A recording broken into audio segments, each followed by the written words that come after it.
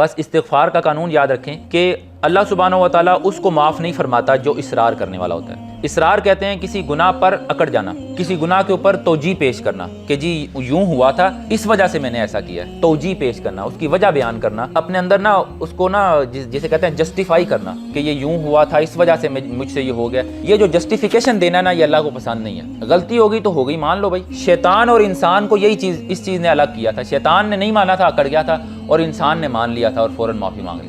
تو اللہ سبحانہ و تعالیٰ کو پسند ہے کہ بندہ جب کوتاہی ہو، غلطی ہو تو فوراً مان جائے، یہی اصرار نہ کرنا ہے، اور غلطی نہ ماننا اصرار کرنا ہے۔ نبی کریم صلی اللہ علیہ وسلم نے فرمایا کہ ما اسر من استغفر وان عاد فی اليوم 70 مرہ، اگر ایک شخص نے ایک ہی گناہ کو 70 مرتبہ ایک ہی دن میں دہرایا اور ہر مرتبہ اس نے استغفار کر لیا تو وہ اصرار کرنے والا نہیں ہے، کیونکہ اس نے 70 مرتبہ استغفار کیا، ہر مرتبہ اس سے گناہ ہوا، وہ ہر مرتبہ توبہ کر لیتا ہے۔ تو توبہ کرنے والا اصرار نہیں کرتا، وہ اصرار کرنے والا نہیں ہے۔ اصرار کرنے کا مطلب ہے کہ وہ انسان اکڑ گیا ہے، وہ توبہ نہیں کر رہا ہو، وہ اپنے گناہ کی کوئی اس کو وجہ معلوم ہے، یا وہ سمجھتا ہے کہ یہ درست بات ہے۔ تو اللہ فرما رہا ہے وَلَمْ يُصِرُّوا عَلَىٰ مَا فَعَلُوا وَهُمْ يَعْلَمُونَ، کہ وہ لوگ اپنے گناہ پر اصرار نہیں کرتے، یعنی استغفار کرتے ہیں اور اکڑتے نہیں ہیں۔ پھر آگے اللہ نے ان کا انعام بیان فرمایا کہ یہ وہ لوگ ہیں جن کے لیے جنتیں ہیں اور ان جنتوں کے نیچے نہریں جاری ہیں، اور ان جنتوں کے اندر ہمیشہ رہیں گے۔ وَنِعْمَ أَجْرُ الْعَامِلِينَ، عمل کرنے والوں کے لیے کتنا ہی اچھا اجر ہے۔ ہفتہ وار لیکچر میں شرکت کے لیے اپنے قریبی برہانیہ کے سینٹر میں تشریف لائیں۔